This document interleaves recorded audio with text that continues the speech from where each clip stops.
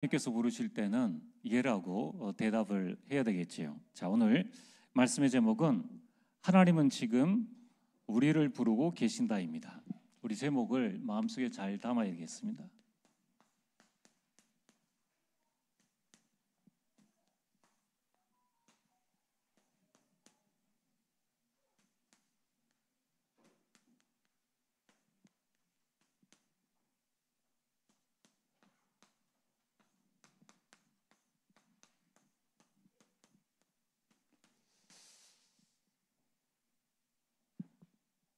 누가복음 19장 10절에 보면은 인자가 온 것은 잃어버린 자를 찾아 구원하려 함이라고 하셨습니다. 예수님께서 성육신하신 이유가 뭐냐면은 잃어버린 한 영혼을 찾아서 구원하시기 위함입니다. 그 잃어버린 한 영혼이 바로 저와 여러분이었고, 이제 또 다른 잃어버린 한 영혼을 찾아서 하나님은 이 땅에 우리 가운데에 오셨습니다. 자, 그렇다면은 오늘 누가복음 19장 10절 말씀처럼 잃어버린 한 영혼을 찾기 위한 하나님의 여정이 있습니다.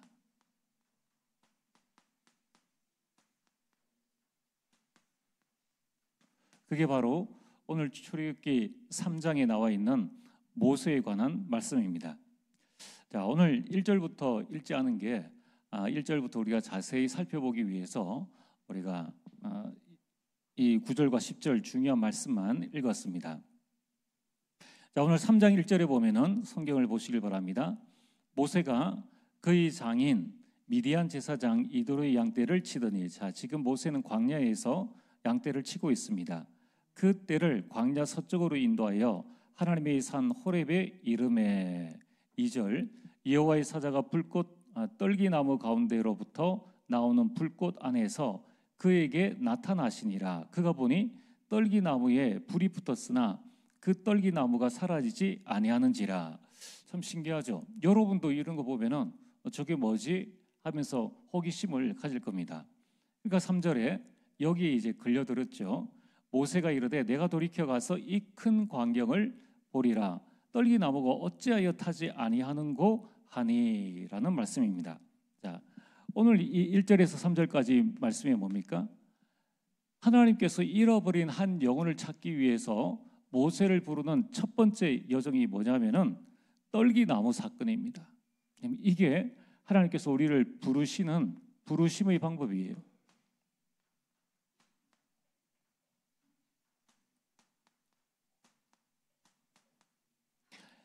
모세를 부르신 부르심의 방법은 이상한 일을 통해 가지고 떨기나무가 타지 않는, 불꽃 가운데서 타지 않는 그 일을 통해서 하나님께서는 모세를 부르셨습니다. 이처럼 많은 사람을 부르실 때 하나님은 어떤 사람은 어떤 일을 통해서, 때로는 사건을 통해서, 사고를 통해서, 질병을 통해서, 또 우한 질고를 통해서 이렇게 부르신다는 거예요. 자, 오늘 이런 관점에서 본다면은 우리 인생에 일어나는 모든 일들은 하나님이 부르심의 방법이요, 하나님을 증거할 수 있는 기회라는 거예요. 특별히 여러분이 전도대상자를 두고 기도할 때에, 또는 여러분의 가문이, 여러분의 가정이 하나님 우리 가정 복음의 명분 가문 되게 해주세요라고 했는데 사건, 사고, 어려움들이 일어납니까? 이때에 하나님께서 우리 가정 전체를 복음의 반열 속에 세우기 위한, 하나님의 능력을 보여주시기 위한 하나님의 부르심의 방법이다라는 사실을 여러분이 꼭 기억을 하시길 바랍니다. 자, 그러면서 아주 중요한 말씀을 이 5절에 하십니다. 자, 4절에 보면 여호와께서 그가 보려고 돌이켜 오는 것을 보신지라.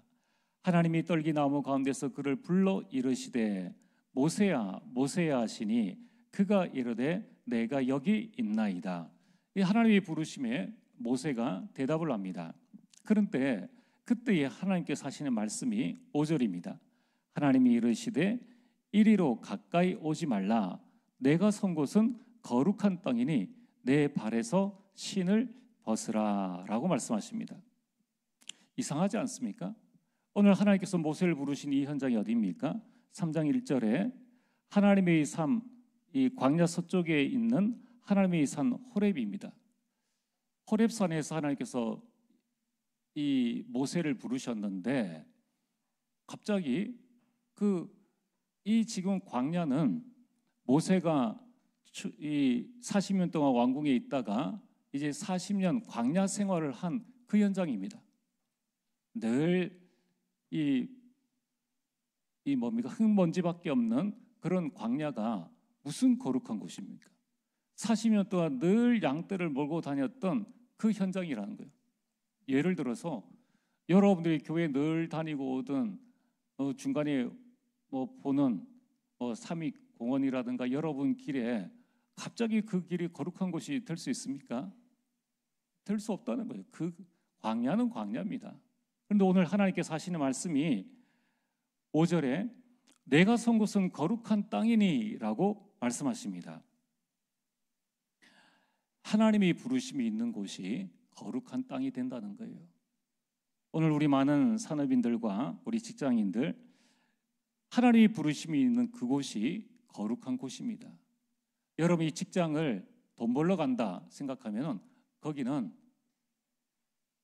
완전 나의 모든 것을 걸고 싸워야 되는 이 생존의 현장이지만, 만약에 여러분들이 그곳에서 하나님의 음성을 듣고 하나님과 교제하며 그곳에 단을 쌓는다면 그 현장은 거룩한 곳이 되어집니다. 하나님의 나라가 임하는 그 현장이 되어진다는 거예요. 그래서 오늘 여러분이 가장 먼저 기억할 것은 무엇입니까? 여러분의 현장을 하나님의 나라가 임하는 거룩한 곳으로 만들어라. 하나님의 음성 듣는 거룩한 곳으로 만들라는 거예요. 여러분 스스로가 하나님의 부르심을 받았는데 내가 여기서 무엇을 해야 될 것인가? 그래서 어떤 사람은 이 집구석 또는 정말 직장, 너무나 가기 싫은 직장, 또 심지어 군에 갔다 온 사람들은 군을 향해서 어떤 사람은 그 방향을 보고 오줌도 안 눈다 그러죠. 이게 전부 다 틀린 각인들이 다 우리에게 들어온 건데 무엇이냐? 거기에서 하나님의 백성이 하나님의 음성을 듣지 못하니까 그 거룩한 땅이 황무지가 되어지고 나중에는 재앙지대가 되어져 버리는 겁니다. 오늘 하나님의 부르심의 방법은 여러 가지가 있습니다. 여러 가지가 있지만은 오늘 여러분이 선 그곳을 거룩한 곳으로, 그래서 요셉이 간 현장에 여호와께서 함께 하심으로 그 보디발의 모든 집과 밭과 그 모든 소유물이 하나님의 은혜가 미친지라. 그러니까 불신자가 축복을 받게 되는 거예요. 그 말은 뭐냐면은 하나님의 나라가 임함으로 모든 와야 될 저주 재앙들이 끊겨버린다는 겁니다. 자, 오늘 여러분이 선 곳을 거룩한 곳으로 만들게 되길 주의 이름으로 축복합니다. 그래서 그걸 위해서 우리가 해야 될 게 무엇입니까? 오늘 5절 말씀처럼 내 발에 신을 벗어라. 이것은 너희 것을 버리라는 거예요. 내 것을 버리라. 여러분, 그 당시에 이 신발은 히브리인들은 이 샌들을 신고 다녔는데 땅에 심에 자신의 발에 흙을 묻히는 것을 굉장히 싫어했습니다. 또 이 지저분한 것을 거룩함의 반대로 생각한 것입니다. 그런데 오늘 하나님께서 안 그래도 광야인데 너희 발에서 신을 벗으라 라고 말씀합니다. 그것은 하나님의 거룩하심, 하나님 나라에 대한 이 표현이자 또 자신의 낮음에 대한 고백을 하라는 거예요. 오늘 여러분들이 내 삶의 현장에서 내 것을 다 내려놔야 됩니다. 어떤 사람은 나는 여기 올 사람 아닌데 라고 합니다. 여러분들이 내 모든 생각, 모든 것들을 다 내려놓아야 됩니다. 여러분이 가지고 있는 모든 것들 하나님이 주신 거예요. 그래서 신발조차도 벗고 전능하신 하나님 앞에 꿇어 엎드리고 나 자신이 하나님의 부르심 앞에 순종할 수 있는 영적 상태를 만들어 나가야 하는 것입니다. 자, 이때에 하나님께서 뭐라고 말씀하십니까? 6절에 보면은 이렇게 말씀하십니다. 내 것을 내려놓지 않는 이상에는 하나님의 음성이 들릴 수가 없죠. 그때에 6절에 나는 내 조상의 하나님이니 아브라함의 하나님, 이삭의 하나님, 야곱의 하나님이라. 그냥 내 조상의 하나님이라고 하면 되는데 굳이 이 글을 늘려가면서 아브라함, 이삭, 야곱의 하나님이라고 말씀하시는 이유가 뭡니까? 언약의 하나님이라는 거예요. 아브라함이 주신 언약대로 성취하시고 이삭이 주신 언약대로 야곱이 주신 언약대로 나는 언약의 하나님이니라는 것을 말씀하고 있습니다. 자, 그 하나님께서 지금 무엇을 말씀하시는가? 신을 벗은 모세에게 7절 말씀을 하십니다. 자, 7절 자세히 보시길 바랍니다. 여호와께서 이르시되 자, 내가 애굽에 있는 내 백성의 고통을 분명히 보고 그들이 감독자로 말미암아 부르짖음을 듣고 그 근심을 알고라고 말씀하고 있습니다. 하나님께서 보고 듣고 아신다는 거예요. 여러분, 오늘 이 시간 여러분들이 어떤 형편에 있는지 전능하신 하나님은 알고 듣고 보고 계신다는 거예요. 그래서 오늘 여러분들이 하나님이 부르심에 여러분이 예라고 대답하시길 바랍니다. 그러면서 오늘 7절에 하나님이 하실 일을 8절에 말씀하십니다. 내가 내려가서 전능하신 하나님께서 내려가셔서 그들을 애굽인의 손에서 건져내고 그들을 그 땅에서 인도하여 아름답고 광대한 땅, 젖과 꿀이 흐르는 땅, 곧 가나안 족속, 헷 족속, 아모리 족속, 브리스 족속, 히위 족속, 여부스 족속의 지방에 데려가려 하노라고 말씀하십니다. 자, 모세를 부르신 분이 하나님, 그리고 모세가 인도해야 될 이스라엘 백성들의 형편을 알고 듣고 보고 계신 하나님, 그 일을 하나님께서 내가 내려가겠다, 내가 그들을 건져내겠다, 내가 그들을 데려가겠다라고 말씀하셨습니다. 하나님이 하신다는 거예요. 또 하나님이 하셔야만 합니다. 왜냐하면 이 사탄을 이길 자는 하나님 한 분 외에는 없기 때문입니다. 자, 이런 모든 것을 전제로 하고 이제 9절 말씀에 뭐라고 말씀하십니까? 자, 9절 우리 읽은 말씀, 우리 첫 소절을 같이 읽어봅니다. 시작. 이제 가라. 이제 가라는 거예요. 네, 그까지만 이제 가라. 아무것도 없는 연장에 야, 너 한번 가봐. 이게 아니라 하나님께서 모든 것을 보고 듣고 알고 내가 내려가서 건져내고 그들을 데리고 갈 것이니까 이제 뭐라고 말씀하십니까? 이제 가라는 거예요. 내가 너를 대사로 보내노라. 내가 너를 나의 대사로, 하나님의 일의 대사로 우리를 보내신다는 거예요.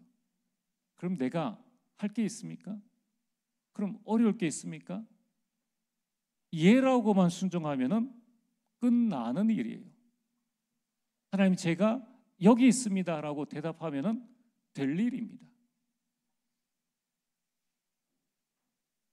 그런데 결국 11절에 모세가 질문을 합니다. 이 모든 말씀을 다 듣고도 11절에 모세가 하나님께 아뢰되 내가 누구이기에 바로에게 가며 이스라엘 자손을 애굽에서 인도하여 내리이까? 내가 누구이기에? 그 말은 하나님 나 아시지 않습니까? 내가 40년 전에 애굽에서 쫓겨난 도망해온 지금 나이 80된 모세임을 하나님 아시지 않습니까? 라고 말을 합니다. 할 만한 이야기죠. 또 자기 형편에서 하나님을 바라보니까 하나님의 입장에서 우리를 봐야 되는데 자기의 형편에서 하나님을 보니까 자기 식으로 하나님을 해석하는 거예요. 그래서 뭡니까? 내 것을 버려야 되는 거예요. 우리 신앙생활에 가장 중요한 것은 내 것을 버리는 겁니다. 그리고 하나님의 음성을 듣는 것입니다. 이때 하나님은 뭐라고 말씀하셨습니까? 그래, 내가 너를 안다라고 하셔야 되는데 12절에 하나님이 이르시되 내가 반드시 너와 함께 있으리라. 내가 그 백성을 애굽에서 인도하여 낸 후에 너희가 이 산에서 하나님을 섬기리니 이것이 내가 너를 보낸 증거니라. 동문서답을 하시죠. 동문서답을 하십니다. 동문서답이 아니라 대사로 보낼 때 하나님께서는 그에게 이 증거, 언약의 말씀, 보증서를 주셨다는 거예요.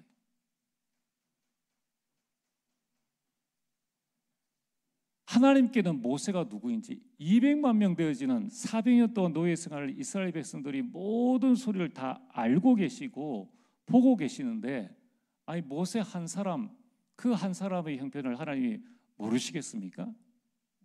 내가 다 알고 있으니까 너는 내 약속 보증서를 가지고 와라. 3가지 보증서죠. 내가 반드시 함께 하겠다. 내가 그 백성을 인도하여 낼 것이다. 너희가 가나안에 돌아올 것이다 라는 보증서를, 약정서를 딱 주십니다. 그러면 이것이 하나님께서 우리를 부르시는 방법입니다. 오늘 여러분들이 어떤 일을 통해서 이곳에 오셨든지, 우리가 여태까지 신앙생활을 하셨는지, 그 모든 것들은 하나님이 부르심의 방법이에요. 중요한 것은 왜 하나님께서 나를 부르셨느냐, 이제 나를 통하여 하나님이 하시는 일을 나타내고자 함입니다. 여기에 우리는 무엇을 하면 되는가? 내 것을 버리고 하나님 앞에서 예라고 대답하는 겁니다. 여러분, 우리는 직장에서 상관의 말에 출세 성공하기 위해서 바로 복명복창 하지 않습니까? 예라고 하지 않습니까? 왜 우리가 교회에서는 살아계신 하나님 앞에, 우리 생명과 우리 모든 것을 주장하신 하나님 앞에 예라고 순종하고 겸허하게 받아들이지 못하는지 다시 한번 우리를 살펴봐야 됩니다. 우리는 하나님 앞에서는 무조건 예입니다. 다른 것 할 거 있습니까? 우리가 이 땅에서 가치 있다 생각하는 것, 천국 가지고 갈 만한 것이 아무것도 없습니다. 조그마한 우리의 생각과 욕심과 우리 가진 것으로 하나님의 말씀에 우리가 노라고 할 아무런 이유가 없는 것입니다. 자, 그런데 오늘 우리가 서론에서 먼저 한 번 더 살펴봐야 될 것은 출애굽한 이스라엘 백성이 이스라엘 백성들만 약 200만 명입니다. 그 외에 애굽이 강대국이었기 때문에 여러 많은 이방인들도 따라 나왔죠. 그래서 약 200만 명, 최소 200만 명이라고 하는데, 자, 200만 명을 구원하는데 모세 한 사람을 부르셨습니다. 이게 말이 됩니까? 우리는 대구시 인구 250만 명인데 시장 1명 뽑아가지고 대구시 다스리라 그러면 난리 납니다. 일단 도둑들이 난리를 나겠죠. 그리고 강대국 애국을 상대해야 하는데 지팡이 든 모세 그 한 사람을 부르셨습니다. 이스라엘 백성들을 거느리고 수도 시설이 없는 숙소도 없는 광야를 지내야 하는데 그것도 80세 된 노인 모세를 부르셨습니다. 여러분, 우리는 하나님이 부르시면 하나님 이것 때문에 안 돼요. 저것 때문에 안 돼요. 하나님, 저는 교회에 헌신할 수 없어요. 저는 봉사할 수 없어요. 교사할 수 없어요. 중직자 할 수 없어요. 예배 드릴 수 없어요. 나는 뭐 해야 돼요? 나 혼자서 어떻게 교회 일을 합니까? 여러분, 하나님께서는 200만 명을 구원하고 애굽을 상대하고 광야를 지나가는 데에 모세 한 사람을 부르셨습니다. 그게 하나님께는 전혀 문제가 되지 않았습니다. 하나님께는 아무런 상관이 없었어요. 왜 그렇습니까? 하나님께서 그 일을 못 하시겠습니까? 200만 명을 구원하는데 하나님은 10가지 기적으로 애굽의 모든 우상을 완전히 무너뜨리셨습니다. 마지막 날 유월절 어린 양의 피로, 그 피 하나로 200만 명이 출애굽을 했습니다. 모세가 한 것 아무것도 없죠. 주신 말씀대로 아브라함의 하나님, 이삭의 하나님, 야곱의 하나님, 그 언약의 하나님대로 모세에게 주신 말씀 그대로 내가 내려가서 애굽의 손에서 건져내고 그들을 인도하여 그들을 가나안 땅으로 데려갈 것이라는 말씀 그대로 노인 한 사람을 통해서 200만 명을 구원했습니다. 유튜브도 없고 SNS도 없는 그때에 모든 200만 명이 다 소통이 되어졌습니다. 하나님이 하시면 안 될 일이 없다는 겁니다. 강대국 애굽을 상대하는데 홍해 앞에서 하나님은 홍해를 가르셨습니다. 온 이스라엘 백성들은 다 지나가고 그 철저한 피라미드를 지은 그 애굽의 특공대가 따라왔는데 하나님께서는 그들을 불기둥으로 막으시고 따라오지 못하게 하시고 나중에 애굽의 최정예 병사들을 다 바다에 빠뜨려 죽게 하셨습니다. 그게 모세 한 사람을 통해서 일어난 하나님의 역사라는 거예요. 광야를 가야 되는데 하나님은 80세 된 모세, 아이고 저 사람이 뭐 할 수 있겠냐, 그 지팡이 하나 들고 다니까 온 사람이 다 비웃었죠.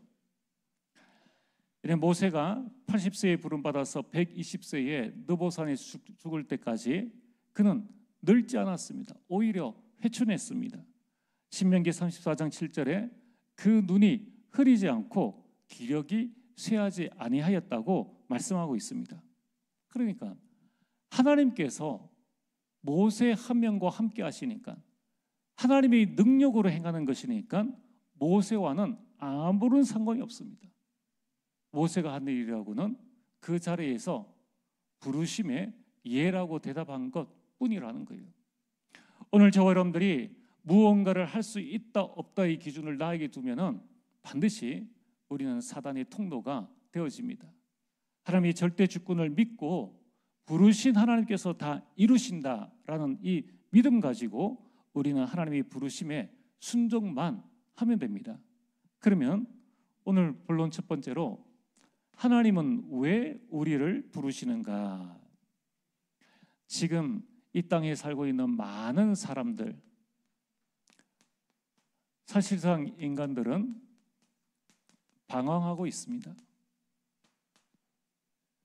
잘 먹고 잘 사는 것 같고 SNS를 보면은 온통 맛집 찾아가고 온통 좋은 데 찾아가서 사는 것 같지만은 실상은 뭡니까? 영적 거지 상태라는 겁니다.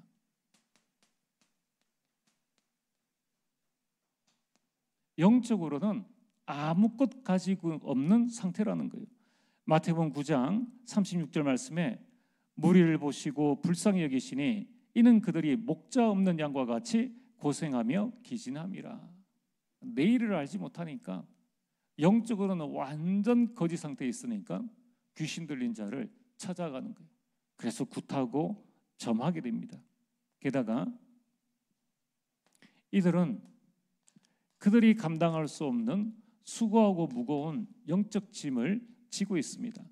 마태복음 11장 28절에는 수고하고 무거운 짐진 자라 다 내게로 오라고 하셨는데 그들이 진 짐이 뭡니까? 사도행전 10장 38절 마귀에게 눌린 모든 사람을 고치셨으니 마귀에게 눌린 이 사단의 짐을 가지고 있는 거예요. 영적으로는 힘이 없죠. 사단이 준 짐을 가지고 있죠. 그러다 보니까 영적으로 노예된 자입니다.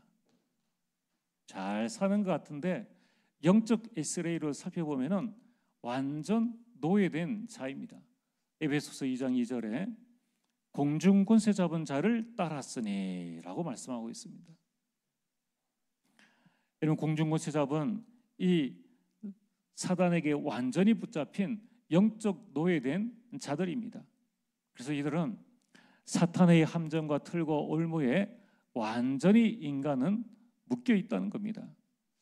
자, 오늘 저와 여러분들이 이 사람들 이 실상을 볼 수 있는 눈이 열려져야 됩니다.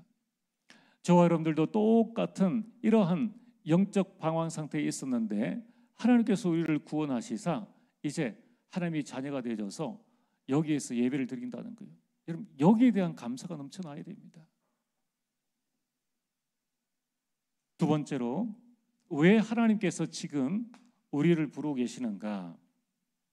이들을 구원할 수 있는 구원자는 예수 그리스도밖에 없습니다. 그래서 구원자가 예수 그리스도다, 이 사실을 전하는 것을 보고 전도라고 합니다. 이것을 전할 수 있는 사람이 저와 여러분들밖에 없다는 거예요. 우리도 누군가를 통해서 이 복음을 듣게 되었습니다. 이제 하나님께서 우리를 부르시는 거예요. 나가서 이 사실을 전하라는 것입니다. 전도하라는 것입니다. 여러분, 우리는 무엇을 전해야 합니까? 마태복음 1장 21절에 하나님이 구원자 예수를 보내셨다는 것을 전해야 됩니다. 구원자가 있다라는 사실을 전해줘야 되는 거예요. 우리 선행과 종교와 철학으로는 절대로 구원받을 수 없습니다. 우리를 구원할 구원자가 이 땅에 오셨다. 그 구원자가 누구입니까? 마태복음 16장 13절에서 20절에 바로 예수가 구원자라는 거예요. 예수가 그리스도로 이 땅에 오셨다는 겁니다. 사도행전 4장 12절, 다른 이름으로는 절대 안 된다는 겁니다. 오늘 여기에 대한 증인이 바로 여러분들이지 않습니까? 그 그리스도께서 무슨 일을 하셨는가? 요한복음 19장 30절에 우리 인생 모든 문제, 우리 과거, 현재, 미래 모든 문제를 다 해결하셨다는 것입니다.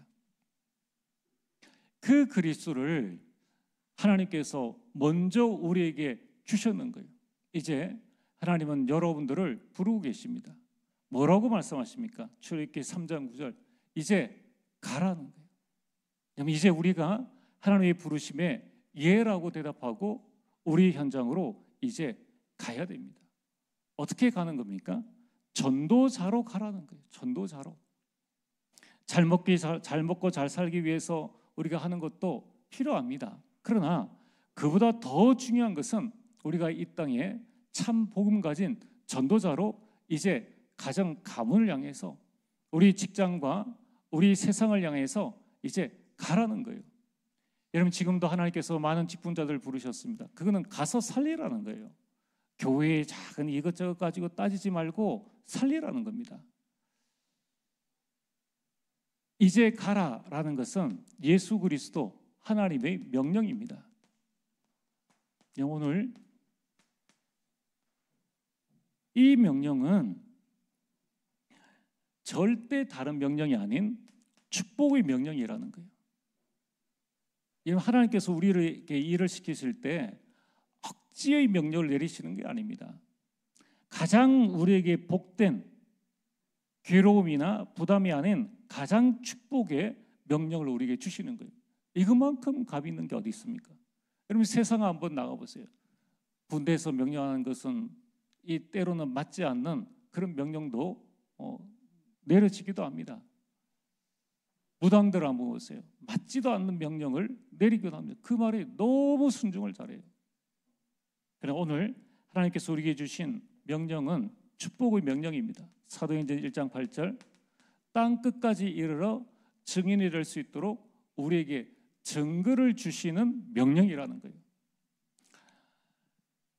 군에서 또는 여러분이 직장에서 시키는 일을 했을 때에 그 일 한 만큼의 또 그 일을 잘할 수 있도록 월급을 줍니다.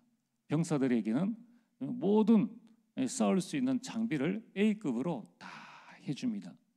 놀고 있는 사람에게는 그게 필요 없죠. 줄 필요가 없습니다. 하나님께서 우리에게 명령하셨다는 것은 그 일을 감당할 수 있는 것을 내가 너에게 주겠다는 거예요. 여러분들이 믿음으로 도전하시길 바랍니다. 우리 모든 사도님들 피하지 마시고 도전하시길 바랍니다.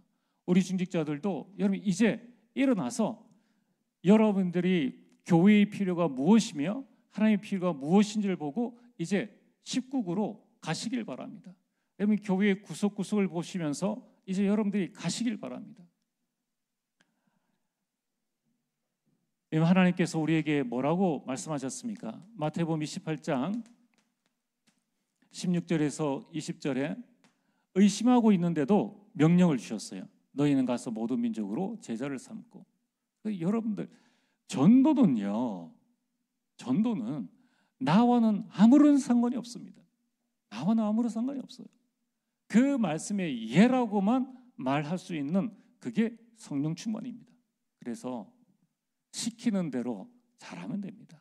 말씀대로만 하면 되는 거예요. 내 것을 버려놔놓고 여러분 같으면 그런 생각 안 들겠습니까?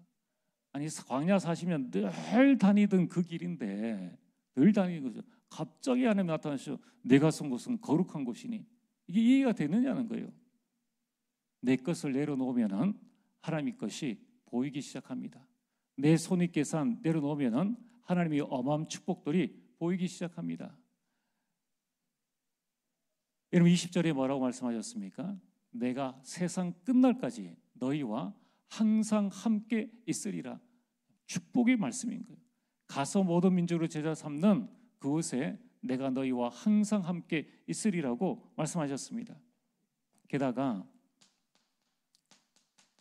고린도전서 9장 16절에 이렇게 말씀하고 있습니다. 내가 복음을 전할지라도 자랑할 것이 없음은 내가 부득불 할 일임이라. 만일 복음을 전하지 아니하면 내게 화가 있을 것이로다. 우리가 복음 전하고 자랑할 것이 없으면 내가 할 일을 한 것뿐이에요. 또 하나님이 하시는 일이 나를 통하여서 나타났고 내가 쓰임 받았기 때문에 부득불 내가 자랑할 것이 아무것도 없다는 겁니다. 그래서 우리는 감사할 것밖에 없죠. 현장에 나가서 영접할 자가 영접했다는 것, 감사할 일이죠. 또 안 했다고 해서 낙심할 일도 아닙니다. 저렇게 많은 사람들이 복음 전해도 듣지 않는데 어떻게 나 같은 사람이 구원 얻었을까? 오히려 더 감사하고, 그래서 더 안타까워서 나가게 되는 것이지, 아이고 뭐 캠프 해도 소용이 없네. 여러분, 신앙은 계산하는 게 아니에요. 오히려 감사할 것밖에 없다는 거예요. 게다가 오늘 뭐라고 말씀하십니까? 내가 이 복음을 전하지 아니하면 내게 화가 있을 것이니라. 여러분, 이 화는 어떤 재앙이 나에게 임한다는 게 아닙니다. 어떤 외적인 재앙, 마치 내가 복음을 안 전해가지고 무언가에 실수하고 사건 사고가 일어나는 이런 외적인 재앙이 임한다는 것이 아니라 복음을 전하지 못하는 나의 영적 상태 자체가 재앙이라는 거예요. 왜? 내게 있는 것을 전하게 되거든요. 내게 있는 것을. 그럼 내게 주신 하나님이 그 은혜, 그 구원, 그 축복이 내게 아직까지 내가 깨닫지를 못했다는 겁니다. 깨닫지를 못하면 지금의 나의 상태는 육신적인 상태라, 이게 재앙이라는 거예요. 이게 화라는 것입니다. 또한 하나님께서는 우리에게 축복의 사명으로 전도를 주셨는데 그 사명에서 벗어나 있는 상태, 그러니까 어마어마한 축복이 있는데 그 축복을 받지 못하는 상태에 있는 거예요. 전도자에게 냉수 한 그릇도 그 상을 잃지 아니하리라 했는데 그 상을 받지 못하는 상태에 있으니까 이게 화라는 겁니다. 제가 대학부에 있을 때 우리 랩런트들에게 이야기를 했습니다. 될 수 있으면은 대학 졸업하기 전에 한 번은 꼭 입원을 해라. 꼭 이야기를 합니다. 그래야지 목회자랑, 그때 담당이 저니까 많이 같이 있으면서 훈련도 하고 같이 많은 현장들을 볼 수 있다. 왜냐하면 세워졌으니까 그렇게 이야기를 합니다. 그때 세워진 또 우리 많은 랩런트들이 또 중요한 역할을 하는데요. 신기한 거는 비껴가는 랩런트는 계속 비껴갑니다. 그러면 그 사실을 아셔야 돼요. 교회 직분 아무나 받는 거 아닙니다. 목사 부르신 만큼은 아무나 부른 거 아니에요. 여러분 아들, 딸들 좀 잘난 사람들 목사시키면 너무 좋죠. 진짜 너무 좋습니다. 근데 부르심이 있어야 할 수 있는 거예요. 여러분 교회 장로, 권사, 안수집사로 부름받았다라는 것에 대한 영적 자부심 여러분이 가지고 계셔야 돼요. 이 일을 감당하지 못하는 것 자체가 화라는 거예요. 왜냐? 하나님은 모든 것을 다 준비하시고 내가 보고 듣고 알고 내가 내려가서 그들을 구원해서 내가 그들을 데려갈 것이다 라는 모든 준비를 다 하셨는데 내가 그걸 볼 수 없는 상태에 있다는 것 자체가 그게 화라는 것입니다. 오늘 여러분들이 이러한 내 자신의 연약함, 이제는 우리는 이 모든 화를 이제 복으로 다 바꿔야 됩니다. 그래서 하나님은 지금 우리를 부르고 계신 거예요. 뭐라고 말입니까? 증거 주시려고, 증인 삼으시려고, 여러분을 써먹으려고 하는 게 아니에요. 써먹으려고. 그래서 여러분들이 정말 그렇습니다. 보이지 않는 하나님을 어떻게 섬기느냐? 내 반석 위에 내 교회를 세우리라. 이 트리니티 교회는 하나님의 교회입니다. 예수 그리스도의 몸이에요. 이 사실을 알고 교회에 헌신하고 봉사하는 것, 이게 얼마나 중요한지 모릅니다. 제가 오늘도 우리 센터에서 아이들 식사하는 걸 쭉 보면서 제가 그런 이야기를 했어요. 오늘도 센터 나갔던 아이 2명이 이제 다시 놀러를 왔어요. 그게 쉽지 않은 일입니다. 놀러 와서 같이 또 예배드리고 이제 갔는데, 우리가 한 공간 안에서 한 밥을 먹는 것, 이게요 얼마나 큰 축복인지 모릅니다. 군에 가지 않습니까? 군에 가면은 서울대를 나왔던 뭐 초등학교를 나왔던 잘 산 집이든 못 산 집이든 밥 먹을 때는 똑같은 메뉴 가지고 똑같이 먹습니다. 그게 한 솥밥 먹은 사람, 그걸 보고 식구라고 합니다. 그러니까 어떻게 되어집니까? 같은 전우회가 생기는, 같은 우리 그 마음이 생기는 겁니다. 그래서 저는 주방이 중요하다고 했습니다. 주방이 성령 충만해야 돼요. 그러면 이걸 물론 여러 가지로 먹고 오세요라고 할 수도 있습니다. 그러나 여러분들이 배워야 돼요. 우리 젊은 사람들은 배워야 되고, 또 헌신하신 분들은 그거 섬기는 것이 보이지 않는 하나님을 섬기는 거예요. 예면 차량 봉사, 교사, 찬양대, 방송실, 여러 가지 부분들, 보이지 않는 하나님, 난 하나님 믿노라 하면서 하는 것마다 빠져나가는 것은 옳지 않습니다. 오늘 하나님이 부르시는데 모세가 빠져나가면 하나님은 모세 대신 다른 사람을 세우시죠. 다른 사람을 세우십니다. 그런데 모세가 결국은 부르심 속에 순종하게 되었는데 어떻게 되어졌습니까? 남이 보지 못하는 어마어마한 하나님의 역사를 본 거예요. 자신이 한 일은 아무것도 없습니다. 오늘 이제 우리는 이제 새롭게 이제 올해가 우리가 개혁의 해라면은 내년에는 개혁을 위한 대로를 수축하는 그런 시간입니다.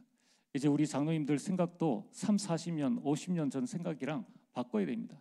일단은 우리 당회를 평일에 하려고 합니다. 1년에 4번만 하려고 합니다. 1년에 4번 당회에 참석할 수 없다, 한번 우리가 생각을 해봐야 되죠. 또 여러분, 우리가 주일에 말씀 제쳐놓고 회의를 하는 것은 결코 옳지 않습니다. 그래서 내년부터는 예배 전 30분에는 모든 모임은 여러분이 다 좀 자제하시고 이제 대로를 수축해야 돼요. 여러분, 우리가 함께 모여서 기도하고 찬양할 수 있는 그런 대로를 수축해야 됩니다. 그렇게 해서 다음 세대를 위해서 우리가 정말 하나님이 원하시는 그 올바른 예배와 올바른 교회 문화, 복음 문화를 우리가 만들어 놔야 돼요. 서로 격려하고 여러분 축복하는 그런 시간들이 되어져야 되는 거예요. 이렇게 보면은 여러분, 우리가 만약에 예배 시간 전에 아이들이 밖에 있을 때에 데리고 갈 수 있는 그런 관계가 되어져야 됩니다. 이래 보면은 밖에 청년들이나 대학생들이 그냥 예배 시간 바로 전까지 안에는 찬양하고 있는데, 우리 이제 저는 밑에서 기도하고 이제 올라오지 않습니까? 올라오면 아이들이 그냥 있어요. 그럼 이 안에는 많은 분들이 계십니다. 그러면은 내 아이라면은 또 그럼 그런 어떤 관계를 생각한다면은 되어져야 되는 거예요. 그래서 여러분, 오후 시간에는 같이 찬양도 하고 같이 축복도 하고 같이 기도도 하는 이런 영적 교제가 같이 이루어져야 된다는 거예요. 이제 우리가 대로를 수축하고 우리 교회 전체가 다음을 보고 준비하는 그런 시간들을 여러분 꾸준히 가지면 좋겠습니다. 이제 12월은 뭐 한 번에 내년에 계획할 것을 뭐 12월 말에 이야기하면은 혼란이 생기니까 하나하나씩 미리 던져드리겠습니다. 여러분 기도하시고 어떤 의미인지, 또 말을 하면은 그 문자만 가지고 막 꼬치꼬치 하는 사람이 있어요. 어리석은 사람입니다. 여기 말씀의 인도를 잘 받으시고 하나님이 지금 우리를 부르시는데 우리가 어디에 집중해야 될 것인가? 하나님이 모든 준비 다 하셨잖아요. 우리가 있는 곳이 거룩한 곳이잖아요. 이제 우리는 그 현장을 살려야 됩니다. 그러면 그 마음의 준비를 하시고 이제 2025년을 대로를 수축하는 시간들을 만드시고 하나님 인도를 받으시길 바랍니다. 자, 그래서 오늘 말씀의 결론은 하나님은 여러분들을 또 우리를 어떻게 부르셨느냐? 파수꾼으로 부르셨다는 거예요. 그래서 여러분들이 하나님이 지금 여러분들을 한 현장으로 보내고 계십니다. 하나님이 여러분들 한 지역에 부르십니다. 하나님이 여러분들을 두고 한 나라에 부르고 계십니다. 여러분들이 정하세요. 한 현장 정하시고 한 지역 정하시고 한 나라 정하시길 바랍니다. 그래서 이제 전도 캠프도 맨날 낮에만 가는 전도 캠프 해서는 안 돼요. 이제 밤에 우리가 각 동별로 전도 망대를 세우고 또 이 빛의 망대를 세웁니다. 그래서 전도할 수 있는 사람은 전도 망대, 그다음에 기도하고 또 같이 할 수 있는 사람 빛의 망대로 세워서 같이 우리가 하는데 야간 캠프도 하고 이제 하나님께서 우리에게 준비하신 그 현장들을 바라보고 이제 우리가 새롭게 하나님 인도를 받기를 바랍니다. 그래서 여러분 우리 11월에는 우리 내당 사동 캠프, 그래서 우리 추수감사절과 또 이 달력 김장 캠프 이런 부분들 두고 여러분 스스로 편집도 하고 설계도 하고 디자인하게 되길 주의 이름으로 축복합니다. 기도하겠습니다. 하나님 참으로 감사를 드립니다. 하나님께서 우리를 부르심을 알고 부르심에 순종하는 주의 백성 될 수 있도록 역사하여 주옵소서. 예수님 이름으로 기도리옵나이다. 아멘.